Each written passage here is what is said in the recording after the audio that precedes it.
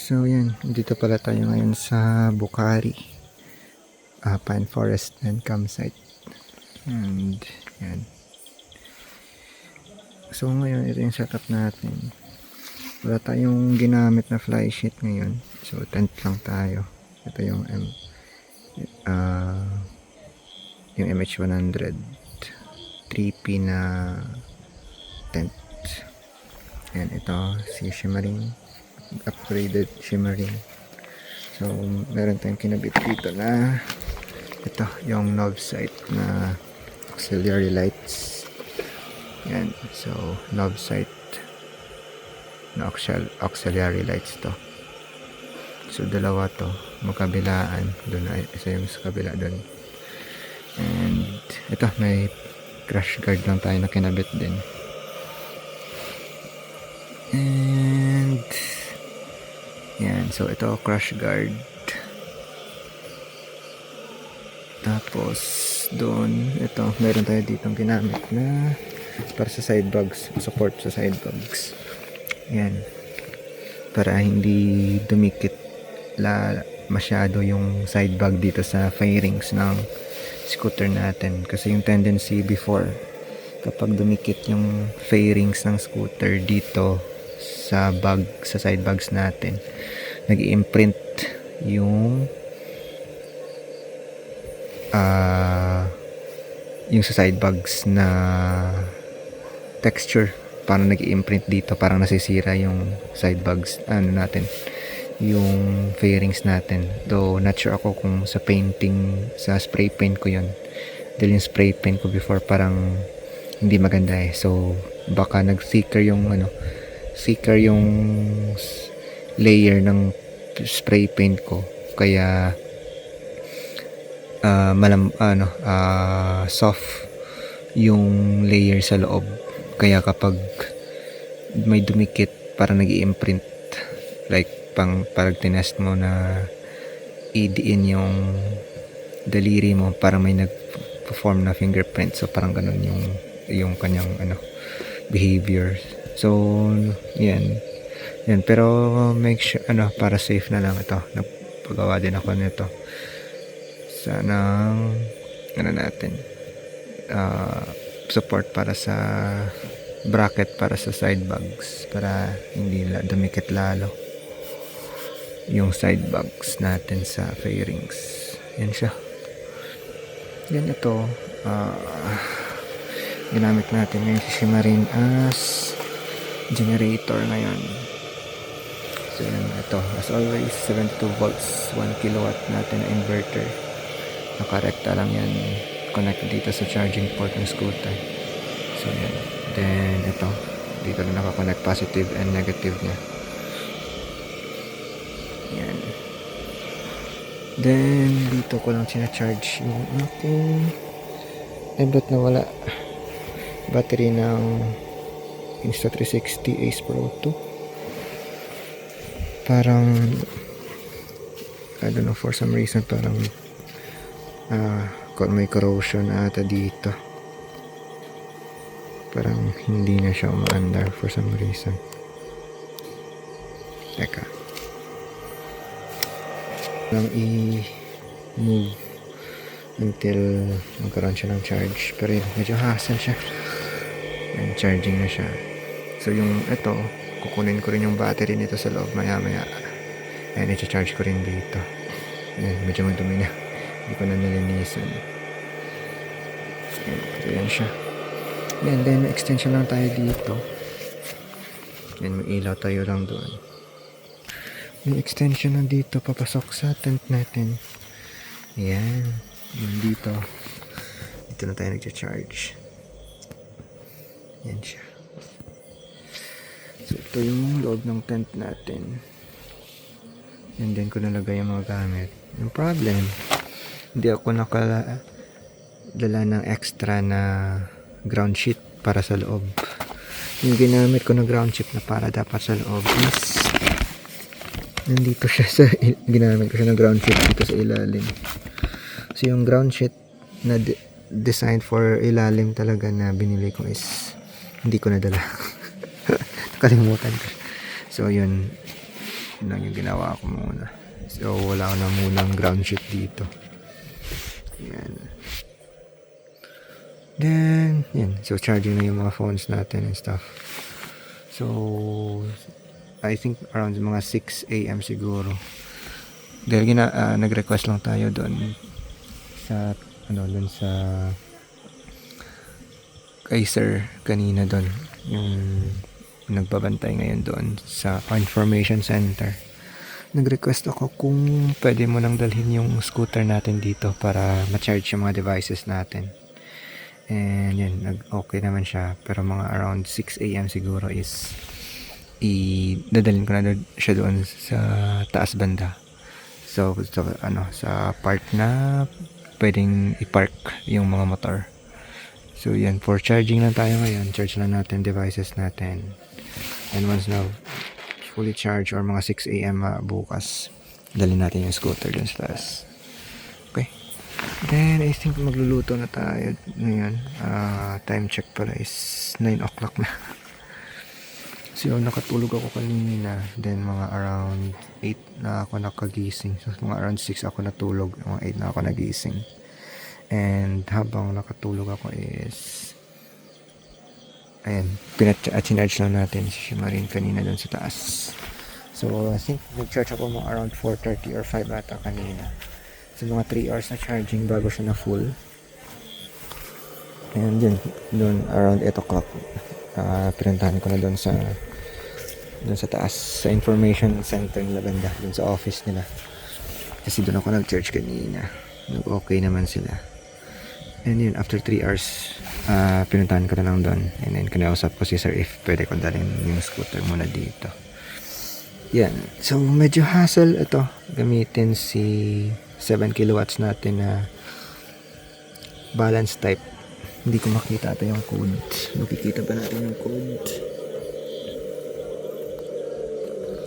Yan yung may WP something. Pero yeah, hindi kita yung code. Pero yan, WP something yan, 7XX. So, ito is balance type to na motor. So, balance yung torque and speed niya. And then, nung tinry natin kanina, medyo kinakapa siya sa paahon. So, need mo siya i-rest for a bit. Then, arangkada ulit. So, mga around 5 minutes. Tapos, dun mag-okay na yung makakaakyat na siya. Kasi halimbawa, paahon, no? So, may paahon tayo. Then, kapag na-feel mo na parang hindi niya nakaya, rest mo lang mga 5 minutes. Then, arangkada ulit. Then, maakyat niya na yan. Or, makakaakyat na yan sa matarik. So, yung problem lang kanina is, yan, pina-cool down natin siya kanina. Mga around 12 ata yun or 1. Then mga around 2:30 tayo mga around 2:30 tayo naka-start ulit biyahe. Dahil matagal mag-cool down yung electric motor, yung balance type na to. So previous experience kasi with high torque type natin na motor, yung nito, yung pareho lang sila actually itsura. High torque type and yung balance type motor. Doon sa code lang magkaiba. Yung WP something 7XX. Sa code lang sila magkaiba. So, yung high torque type, mga around 40 minutes cool down na siya. Walang walang support ng fan pa yun. Pero ito kanina, mga around 2 hours siguro or 1 hour and 30 minutes yung cool down niya. Medyo matagal mag-cool down yung electric motor. Not sure lang, baka temperature din. And siguro dahil wala medyo hangin doon na part kanina. Kaya medyo matagal din mag-cool down. And yun, ginamitan ko siya ng mga camping fan, pero after 1 hour siguro na cool down. Doon na ako na-introduce ng camping fan para bumilis yung pag-cool down ng electric motor kasi napakainit talaga. Nag-overheat na siya. So yan, after nun kanina na pa-cool down na natin, yun, nakaakyat na siya sa medyo matarik na part ng naakyat niya yung matarik na part dun sa papunta dito sa Bokhari, and yun, goods. Buti na akyat natin, pero yun, may mga parts naman na matarik ulit, so rest lang mga 5 minutes din tarakada ulit. So yun lang yung hassle, kasi hindi dire-diretso yung takbo natin, unlike dun sa high torque type motor natin na after 40 minutes na pahinga, sunod dire-diretso na ulit yung travel mo. So yun, may advantage and disadvantages lang. So unfortunately, yung high torque type natin is under repair pa siya. So binuksan ko na yun, i-replace ko na lang yung hall sensor, then assemble siya ulit, then try natin ikabit and try natin i-test ulit sa camping if makatest ulit tayo. Yan. Yan siya so far. Yan, luto lang tayo. I think dito lang siguro tayo magluluto. Yan, dito na side, dito na part. Then, yan. Dito na lang tayo magluluto. Then yan, mga around 9:05 na. So luto muna tayo ng kanin, then ulam, then pahinga na after. So yan, kakatapos lang natin kumain, and so far okay naman dito. Hindi masyadong malakas yung hangin, and ngayon is walang ulan, so okay yung ano natin dito setup. So ito, tent natin is designed naman to for ulan and init, though sa init medyo kung tag-init medyo mainit talaga sa loob, based on my experience kapag may fly sheet tayo sa taas. Pero hindi ko pa na-try ng walang fly sheet, so test natin next time sa summer siguro na walang fly sheet if mainit talaga siya sa loob. Pero feel ko mainit talaga, kasi kanina nung nitry ko siya mga around 6 nung bago ako matulog, medyo mainit na talaga siya sa loob. Kahit na malamig dito sa labas kanina, mainit talaga siya sa loob. So yun, nagumamit na ako ng fan kanina dun sa loob para makatulog ako. Pero maganda yung ano niya, maganda yung insulation niya, hindi mo ramdam yung lamig sa loob.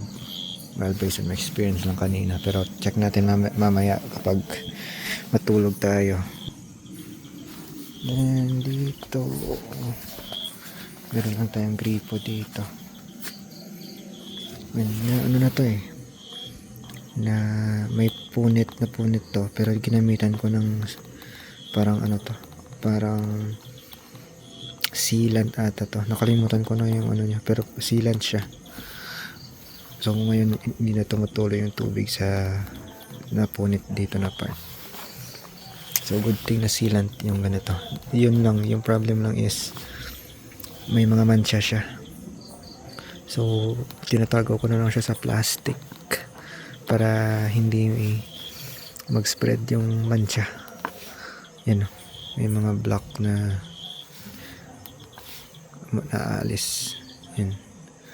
So yan lang, kung gagamit kayo ng ganitong sealant sa mga napunit niyo na mga ganito, make sure na lagay niyo siya sa separate na plastic or separate na container para hindi mamansyahan yung ibang gamit niya sa loob ng bag. Yan. Yan. Relax muna tayo dito. Yan, ito bonfire. So I think may nag-bonfire dito last time siguro. May mga basura dito. Dito na lang nila tinapon. Ay naku. But anyways, yan. Lamig dito. Mga ano siguro, anong oras na ba? 11 na. So mga siguro mga 12. Hugasan lang natin to. Then toothbrush, and after toothbrush ano na lang tayo, tulog. Yan. So, tago lang natin to. Condiments. Ito. Yan ito. Pasok na natin. Siguro ito. May tira pa kasi tayo mantika dito. Gamitin na lang natin bukas. So, lagay ko na lang siya siguro dito. Iwan ko na lang siya dito. Yan ito. Hugasan natin mamaya. Plus, yung ito. Then siguro yung yan, yung jug. Lagay ko na lang dyan. Foldable pala to na jug. So nilagyan ko lang ng tubig dun sa ilalim kanina para kapag may hugasan ako na mabilis lang na hugasin, hindi na ako bababa dun. Medyo malayo kasi yung ano dun, yung dun banda, yung gripo. I think meron din ata gripo dun banda. Pero hindi ko muna hindi muna ako pumunta doon. Hindi ko chinek kasi may mga guests doon. Baka maka-istorbo sa kanila kung gumamit ako doon ng gripo. So doon na lang muna ako sa meron doon sa CR banda, doon banda. Medyo mababa, medyo doon may slope. So medyo malayo lang siya. Pero good exercise naman, malayo-layo para makalakad-lakad ka naman.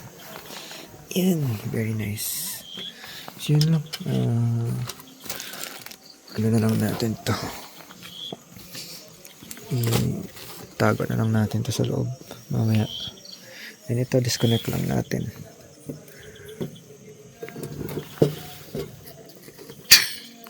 Ayan.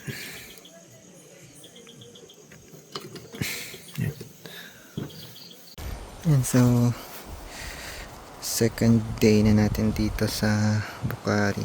And I think siguro later, uwi na din tayo. Ayan. Ito yung view ngayon dito. Yan, medyo pa ulan-ulan lang. Kaunti. Yan, pero ano lang naman. Short lang naman. Dumaan lang yung mga yung mga ulap na may dalang ulan, pero short lang naman siya, short bursts. Anyways, yan. So yan, so far okay pa naman dito. Yan.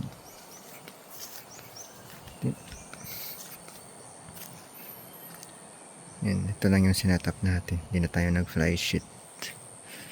Kasi hindi naman tayo magtatagal dito. 2 days and 1 night lang naman tayo dito. Then, doon lang tayo nagluto kagabi, and yan yung basurahan is nilagay ko lang sa taas para just in case i-ano ng aso. Hindi maabot ng aso. Yan.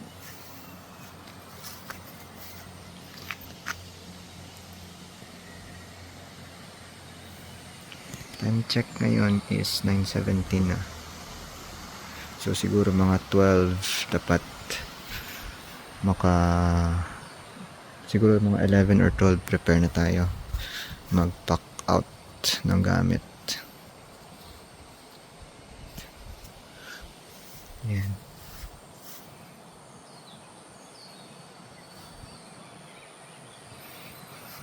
Then, yun, kanina umaga pumunta lang tayo dun sa Mansiga viewing deck, dun sa taas, dun banda, sa taas dun. And, yun,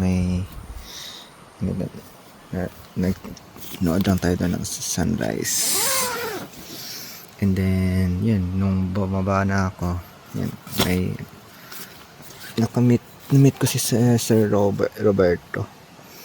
Yan, may dala siyang Chinese bamboo kasi naitatanim niya. And interested din ako kasi sa Chinese bamboo kasi wala siyang maliit lang yung mga niya, tinik.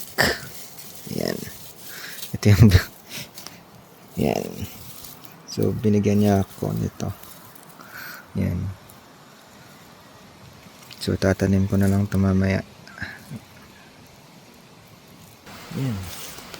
Tapos bumili din ako pala kanina. Nakalimutan ko bumili ng dishwashing liquid. Dishwashing paste pala. And yung shampoo. So yun, bumili na rin ako kanina dito. Napagastos pa ako tuloy. Meron doon sa bahay. Nakalimutan ko ng galing. Yan. So medyo pa ulan-ulan ngayon. Malit lang naman na ulan.